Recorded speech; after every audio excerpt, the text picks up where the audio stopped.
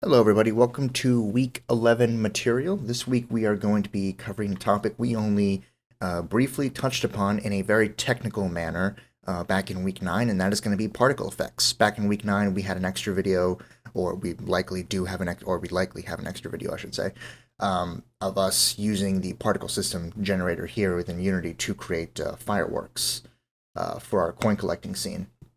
This week we're going to work with particles more in depth, so let's go ahead and get into that, shall we? First of all, let's actually make a particle system. It's very easy to actually make one. All we have to do is just go to Game Object. We go to Effects. We go to Particle System. And there we go. We're done. Let's go ahead and just reset the positioning here to 0, 0, 0, just so we're all clear. I'm going to very quickly just rotate this by the X. Here we go to 90, negative 90. And we're all set. Now we can start going over it. So very simply, this is the particle system right here. First thing I think we should discuss is the bottom right section here that pops up whenever you create a particle system, and whenever you select it within the hierarchy or the scene. And this little bottom right pop-up called particles appears. Essentially, you can just play the particles that you have whenever you want. You can restart it. You can stop it. You can play with the playback speed. You can see how long the effect has been playing for. You can see how many particles are on the scene at any given time. In this case, it's ranging between 49 and 50, because the particles keep disappearing at a rapid rate. So it keeps bouncing between 49 and 50 every now and again. Now it seems to be stable at 50. Let's jump into the inspector now. So that is the little bottom right pop-up that appears with the particles. Let's actually talk about the inspector. This is going to be the main thing that we focus on for the majority of the video, I will say. There are a lot of parameters. I'm going to go ahead and just close that. You can see here there are a ton of parameters for particle systems, more than for anything else we've covered so far. Particle systems have a ton of parameters within Unity. It is great for aspiring VFX artists. If you're looking to get into VFX work, Unity is a great resource for you to practice and work and work basic VFX with, because it has a very robust selection of parameters for you to play with. So without further ado, let's not waste any more time. We need to get into it because, again, there are a lot of parameters. So let's go ahead and open up the particle system. It's going to be the first one right here. Particle system is automatically open anytime you create a particle system. In the inspector, this thing's already automatically opened up, but it is important to note that this is its own drop-down menu on its own. Each and every one of these things is a drop-down menu with a whole bunch of little parameters and things to play around with inside each and every one. The very first one is particle system. So let's go over the most important bits and pieces of the particle system drop-down menu here. And actually, before we move on, you just noticed right there that whenever I hover my mouse over something, we get a little description. As I've already said a few times now, we're not going to have the time to go through each and every single one of these parameters, because again, compared to everything else, particle systems have just a ton of parameters in a way that other things simply don't. Unity is extremely robust with its particle systems. So what we're really going to be doing is just going over some basic strategies on how you would approach creating your own particle system. And the first strategy, in lieu of not knowing what every single one of these does just by looking at them, is hover your mouse over each and every single thing, because it gives you a description. The duration is the length of time the particle system is emitting particles. If this system is looping, this indicates the length of one cycle. As you can see in the second thing right here, it is in fact looping. If we hover the mouse, it says, if true, i.e. if the box is checked, the emission cycle will repeat after the duration. So let's go ahead and just stop this for a second. Let's restart. Let's actually stop completely. Let's uncheck the looping, and let's play and see what happens. So the duration is 5, so I'm expecting these to play for 5 seconds. And after 5 seconds, the particles just stop. If we check looping, then the particles will just continuously generate again and again and again, forever and ever and ever. We can change how long the duration is. We can change it to, let's say, 7. And I imagine that is going to allow for, let's see, 10. Let's say 1. Let's uncheck the looping. Let's restart. Yeah. The duration affects how long the particle system lasts for, and the looping just ensures that the looping just ensures that the generation happens again and again and again. The next important thing that we can play with is the start delay. So I'm going to go ahead and set this back to 5 just for demo purposes. Start delay is the next important thing. Delay in seconds that this particle system will wait before emitting its particles. It can't be used together with a pre-warmed looping system. That's interesting. So let's go ahead and change this delay to 3. And let's restart. And for the first 3 seconds, nothing will happen. And then finally, particles will begin to emit. So that's an important little feature. That's start delay. We'll set that back to 0. We'll restart. Next, we have start speed here. Start speed. We can go ahead and start here. The start speed right here is the start speed of particles applied in the starting direction. This increases the speed. So important to note, not only can we just click here and change the number directly to 1 to make it make the particles much slower to generate, or 10 to make them much faster to generate. When we hover our mouse over a parameter to get the description, we also get this double arrow in our mouse. Essentially, if we hold down the left mouse button and then just scroll left or scroll right, we can just play with the number like that. So you have 2 ways of playing with the number. You can just type it in directly here, or you can just scroll left or scroll right to directly affect this. And look at that. At negative values, the particles just slide down. That's interesting. For now, I'm just going to put them at 2. We can keep them slow. We can just keep them at 5. It's okay. Let's see. The next thing we can talk about is start size. Not 3D start size, but rather start size here. The start size of the particles. So we'll just go ahead and restart. Let's see what start size is like. We can increase that. It makes the particles much bigger. You can have whole kinds of unique little effects there. We can make them very, very small if we wanted to. Very nice. Nice little basic feature. I'm going to say right now, as we work here, the first thing you should do with any particle system, it's very similar to what you should do with your very first terrain system, which is make a test particle system just as you would make a test terrain, and don't actually intend to create anything with your very first creation. Just play around with the parameters, learn what they do, and see what you can get away with and what you can't get away with. That is the first major step in that is the first major step in learning about particle systems. Very similar to how you would learn about terrains. Just test the features, just test the parameters, play around with them. Go big, go small, see what you can get away with.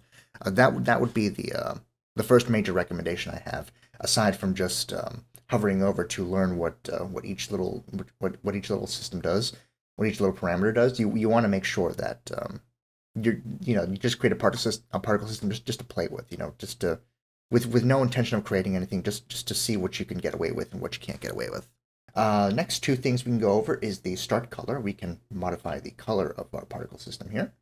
To start color particles, we can go ahead and click on this little box here. We have our classic color wheel here, just as we do whenever we work with materials.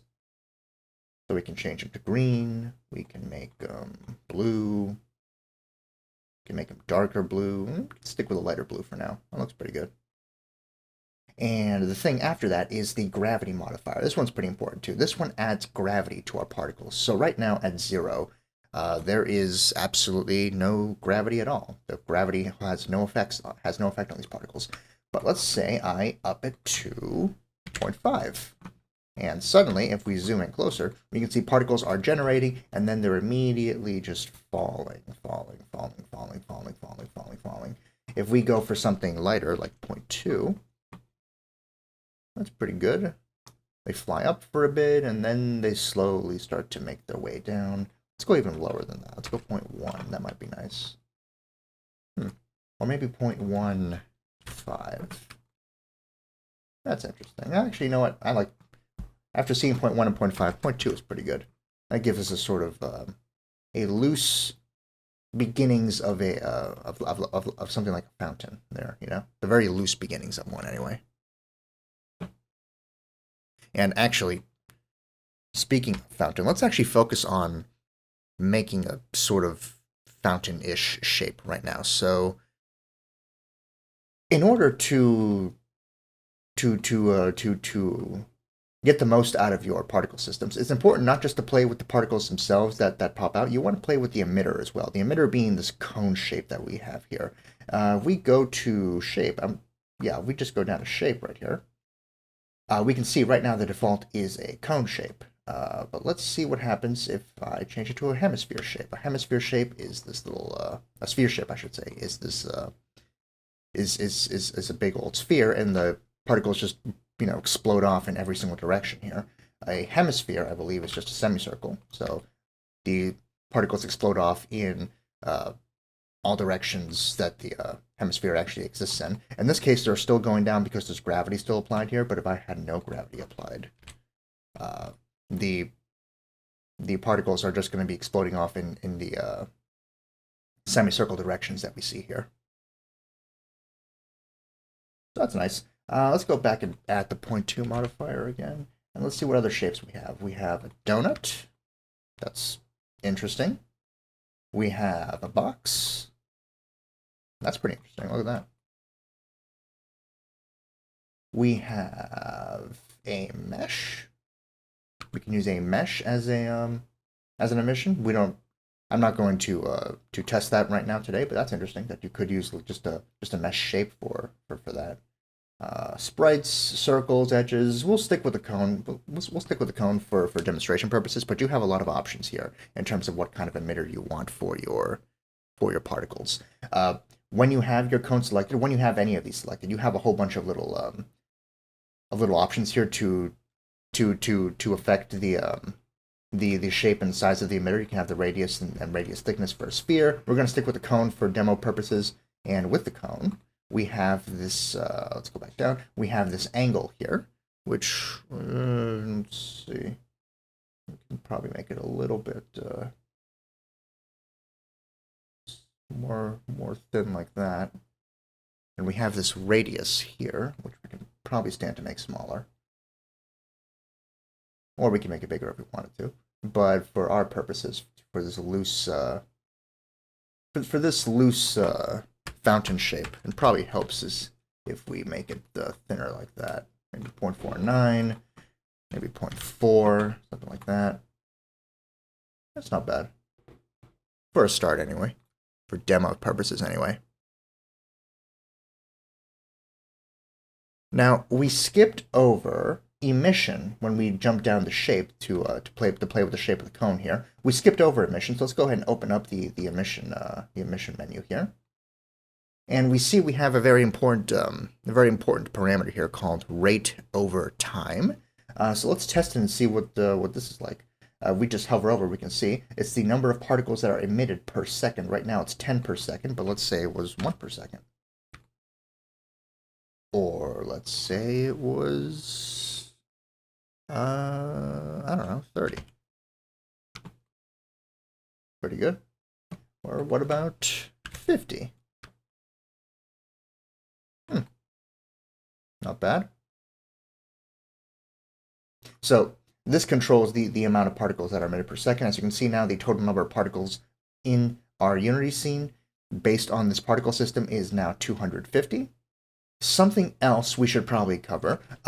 Everything that I've been doing so far for the demo, all I've been doing is playing in the inspector with the parameters here, and that's very useful to do. Again, as with terrain, it's important that you just play with the parameters in the beginning with any particle system just to get an idea of what you're working with and how all this works and what you can actually get away with and what you can't. But it's important to note that, this is an object in the scene. You can move it around and, that is going to affect things. to place it wherever you want, and most importantly, to rotate it in any direction you want. Because since we have a gravity modifier applied here, we can go ahead and actually rotate it. We'll actually start getting some different results. At this point, now it's no longer fountain-esque. Now it's just as though it's like waterfall almost. If we go down completely, we see now that it's just like a shower head almost. So make sure whenever you're playing with your particle systems, whether it's your very first one or it's one you're making with intent, don't just play with the inspector here. Play around with the actual positioning of the particle. You want to make sure that your particle is in a position where it's actually going to be relevant to the scene. For example, if you're doing like car exhaust coming out of a car, you don't want that to you don't want the car to be way over here and the particle to be way over here, just separated. You want to make sure that you actually rotate it properly and have it and provide the illusion that the particle is coming out of the proper exhaust port from the vehicle. So location and rotation matter with a particle system. Positioning and rotation do matter with a particle system. Scaling does not. Actually, oh, look at that. Scaling does matter. Look at that. I was incorrect about that. Scaling does actually provide an effect. That's cool. Make sure you take into account positioning, rotationing, and scaling. That's cool. Look at that. Rotationing does matter. Actually, I know rotation matters. Scaling matters. Look at that. That's very cool. All right. Good to know. So, moving onward. Let's go ahead and keep heading down into our series of parameters here. We have this size over lifetime that is currently unchecked. If we open up the drop-down for it, everything in there is grayed out. But let's go ahead and actually check this out. Size over lifetime controls the size of a particle during its lifetime. So let's go ahead and check that. And let's actually see how particle systems hold something in common with animation, because they do actually hold something in common.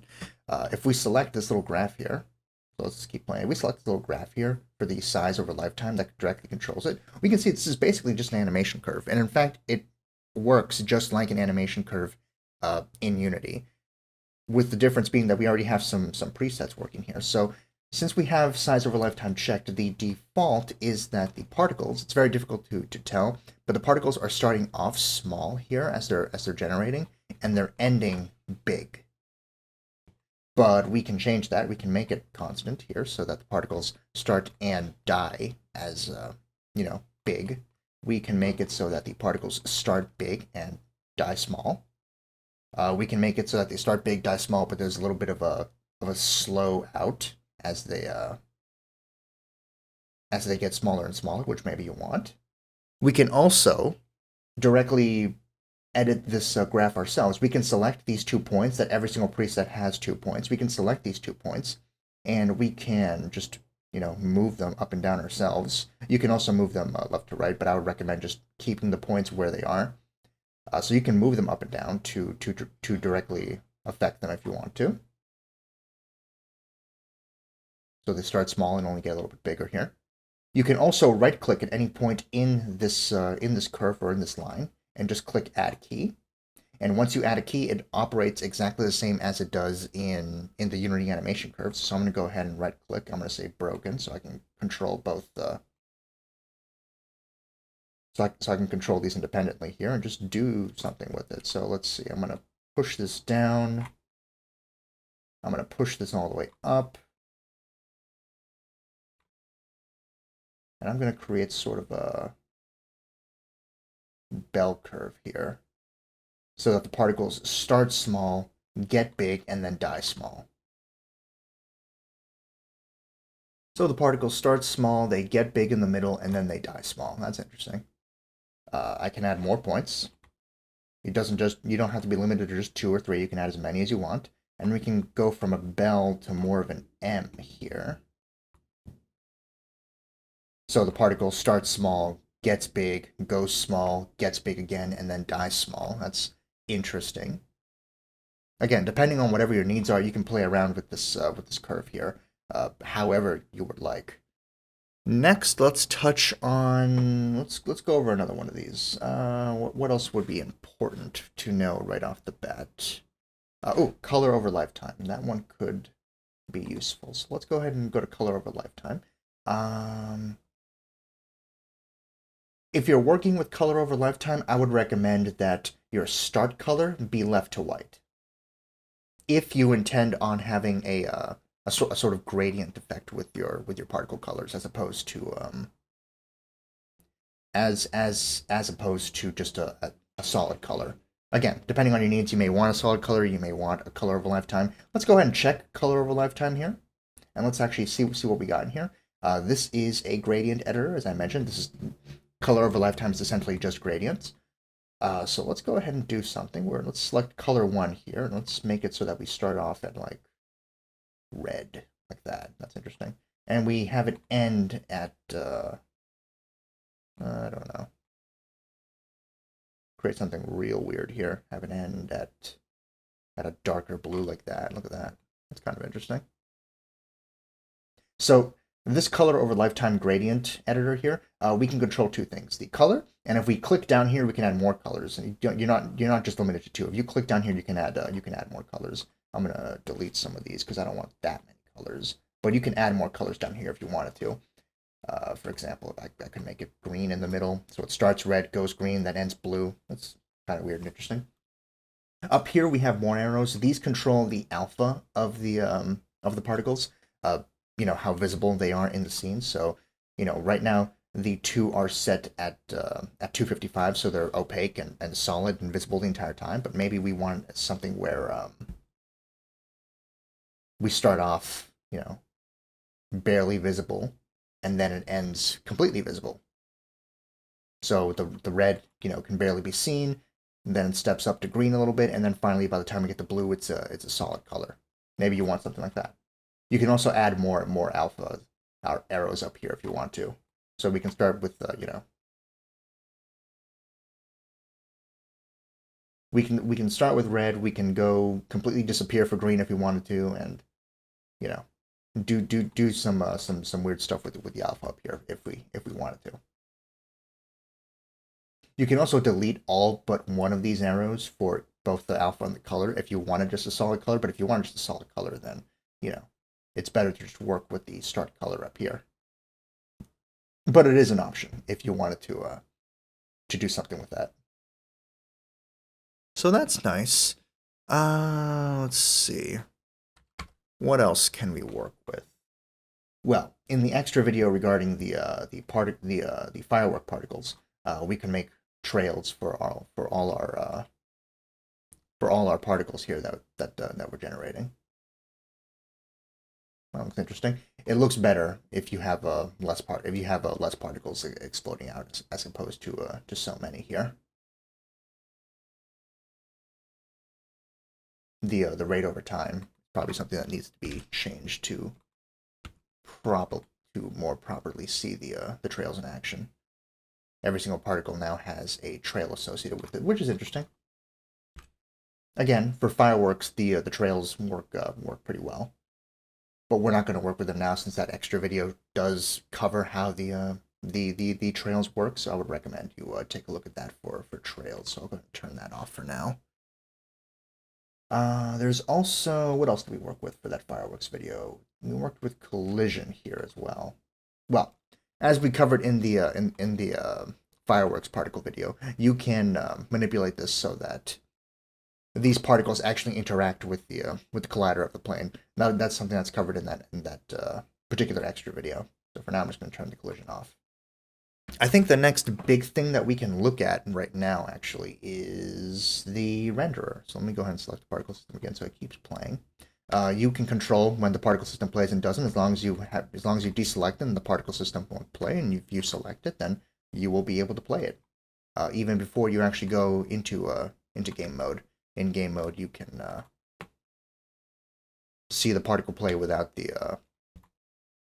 having to see the outline of the emitter. So particle system, there we go. What it looks like without the cone emitter silhouette there for us. Anyway, let's go down to renderer. The very last option here in the in our long list of parameters for the particle system.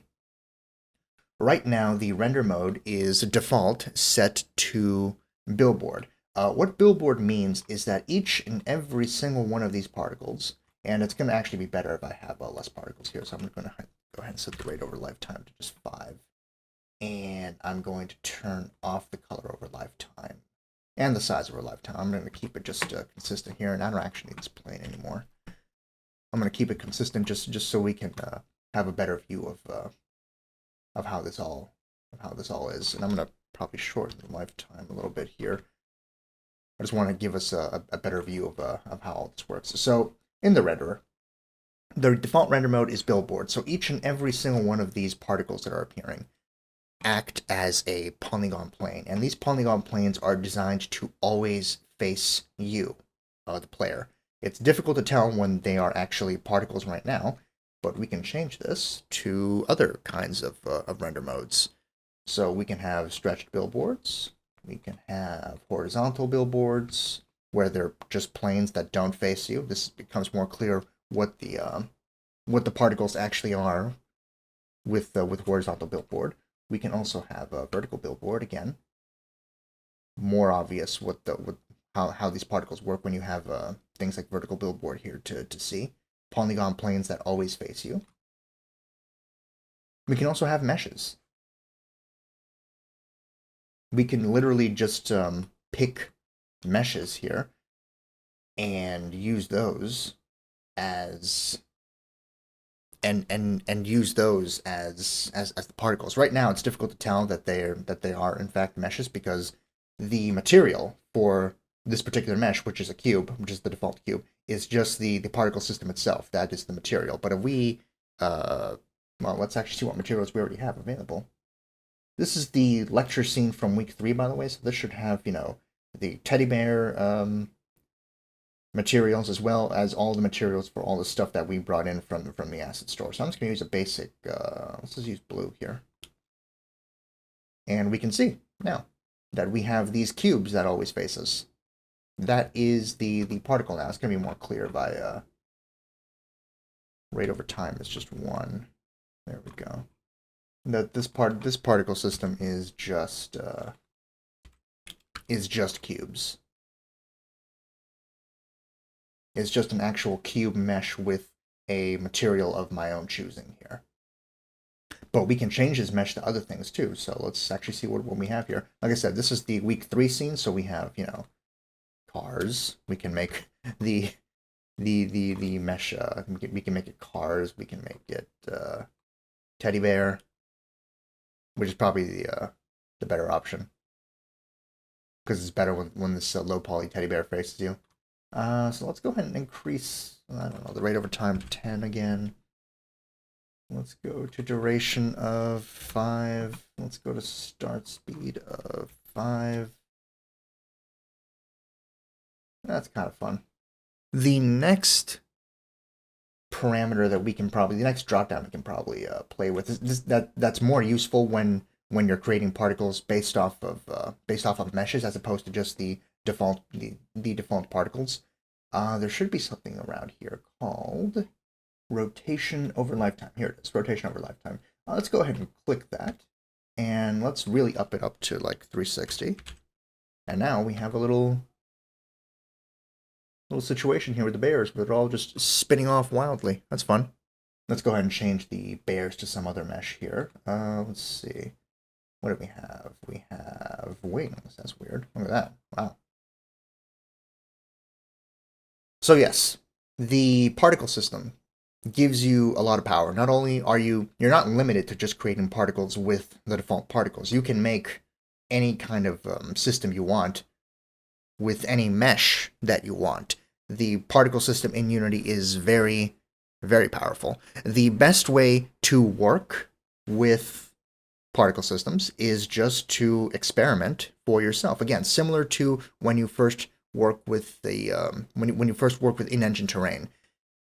Just create a particle system, have no intention of creating anything specific, and just see what you can get away with. As you can see, there's actually a lot you can get away with, aside from just working with those basic little little puff balls that show up. You can change that into whatever you want and have them do whatever you want. The particle system here is very, very powerful and an excellent tool for aspiring VFX artists. Hey everybody, quick cut. We're now in Maya. We're not going to stay in Maya for too long because unfortunately, based on current licensing limitations, we can't actually take advantage of Maya's content browser for this particular workflow that I wanted to introduce to you. Essentially, what I was going to introduce to you was taking a particle, smoke particle, that you can create either in Maya or in Blender, or that you can find in Maya via the Windows content browser here.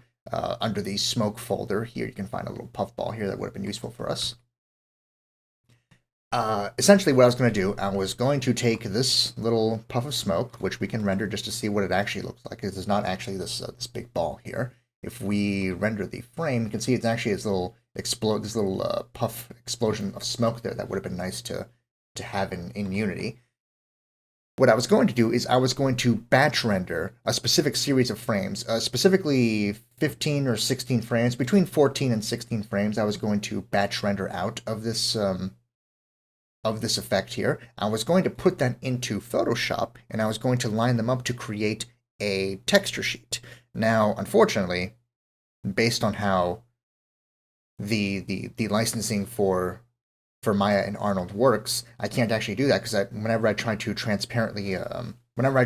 export transparent images of this smoke, I get the Arnold watermark, which prevents me from using that image in any way that I want. So what I would have to do at this point is I would need to, from scratch, create a smoke effect either here or in Blender, and then batch render specific frames out at the 256 by 256 size, open up Photoshop, line them all up to create my own smoke sprite texture sheet.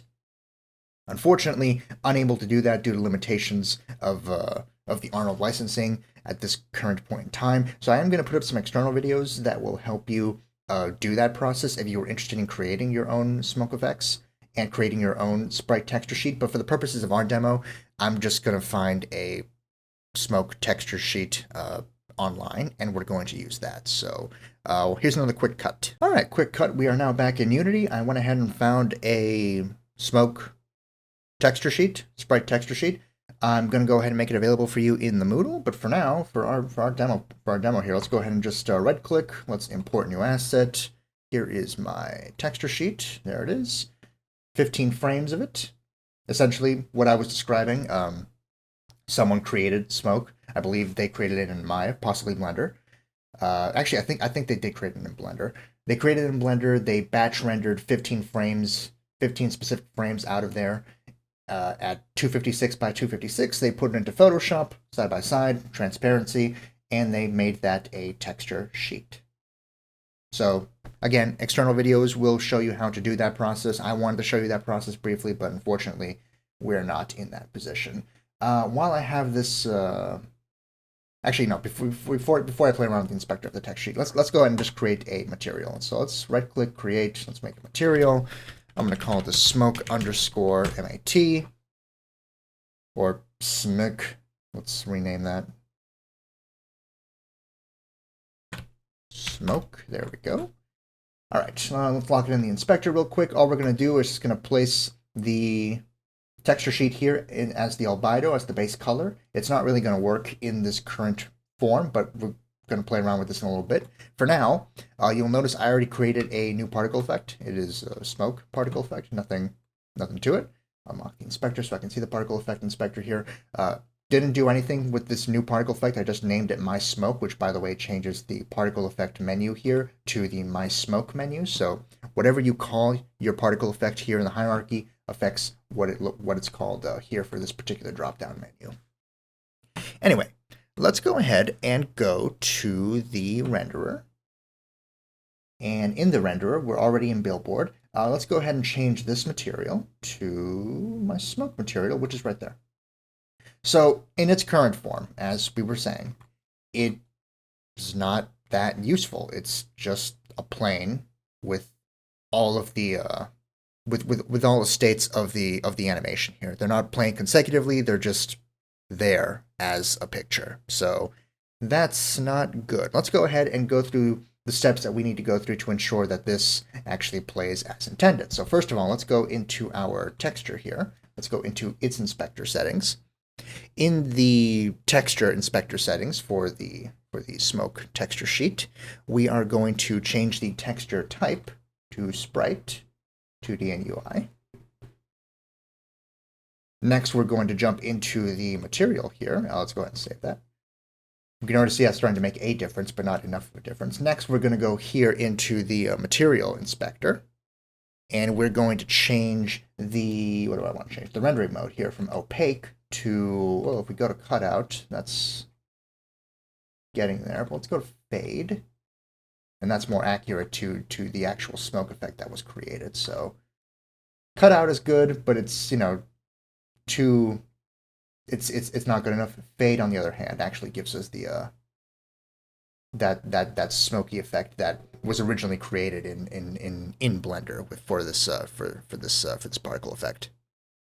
Next, we have to go up to shader. We're going to change this to sprites and default. Very good.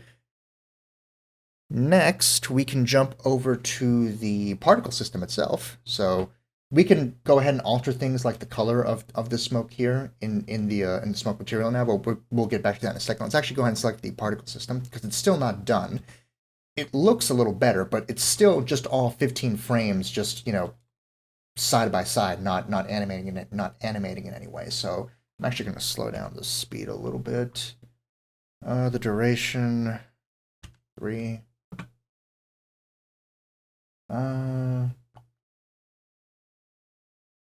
Change the rate to 5. It's better when you're first working with particles to decrease the amount that pop up, just so you can have a better handle at what you're seeing. Okay, so next thing that we want to do, now that we have a better handle of what we're seeing here, now that we've done some work with the texture sheet and with the material file itself, we are going to find texture sheet. There it is, texture sheet animation. Currently unchecked. We're going to go ahead and actually check that. Right now, it is set to tile at 1 by 1, so just a 1 by 1. It's just all the images all together. We don't want that. Instead, we want, let's see, 1, 2, 3, 4, 5 by 3. So we want X5, and we want Y3. And we can see when we tile it, it's automatically starting to animate each frame one after the other, so we start getting the actual smoke effect here. So at this point, I'm actually just going to go ahead and play around with the settings, and I'm going to create a little bit of a smoke effect based off this texture sheet. We have created particles based off the generic starting particle system that that Unity gives us. We have done it with meshes, and now we're going to do it with a texture sheet. So I'm going to do a quick cut, and when I'm back, I will have a more complete more complete smoke for you to look at. And we're back after a few minutes. All I did using the tools that we've gone over in this whole video, which is not all the tools that are available to you for particle effects, but using those tools that we've gone over in this video, I went ahead and created this little smoke effect here. We can see the things that I've changed, not the duration. The start speed, I really slowed down here to really get a nice control over the smoke here. The start size, little bit of a difference too, but not that radically different. The gravity modifier, in this case, I had it 0 because I want the smoke to just rise up in the air and not be affected by gravity, but I could affect it by gravity if I want to by 0.01. You know, this effect, I've been working on it for about 10 to 15 minutes at this point. It's not finished yet, so there's definitely more to do, but using the rough tools that I went over with you in this video, I went ahead and just made this. The only new thing that I did, by the way, here's the rate over time, 15, cone shape, the angle is 0, radius is 0.15. Again, things that we went over in the video earlier. Color over lifetime, I did something interesting with the alpha to make it disappear and to have a fully 0 alpha here, and then a full alpha here. It gives a nice little it gives a nice little fade in, fade out effect for the smoke in general. The size, very simple, nothing crazy there. It starts big and it ends only slightly less big than that, as opposed to not big at all.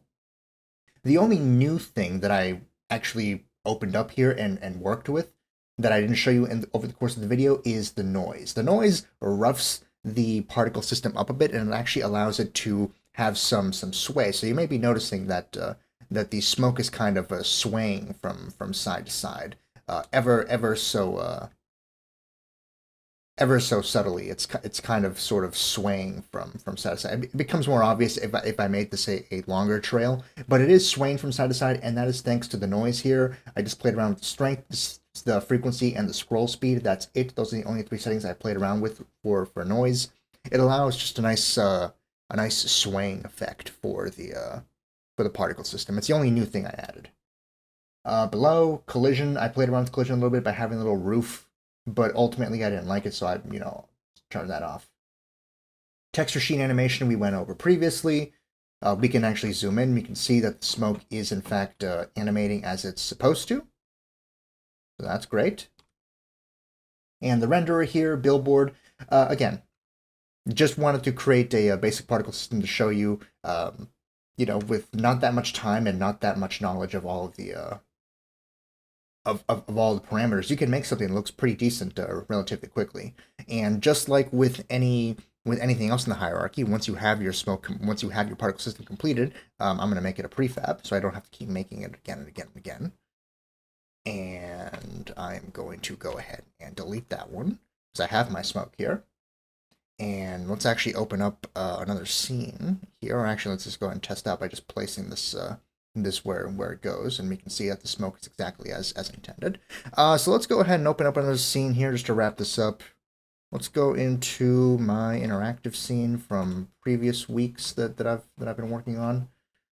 And let's see, there's Chevolo guy. I'm not actually going to play the scene. I just want to show you that just like with anything else, you can make your VFX prefab so you don't have to keep working on them again and again and again, and that you can actually place them wherever you want, whenever you want, into the scene. So here we are, a little bit of smoke added in. I can go ahead and do some more work here. I can increase the size. Let's actually go ahead and do that. Unlock the constraints, play. There we go. Look at that. Not bad at all. So this video has been an introduction to particle systems. I hope you got something out of it, and I hope it helps. Thank you very much for watching.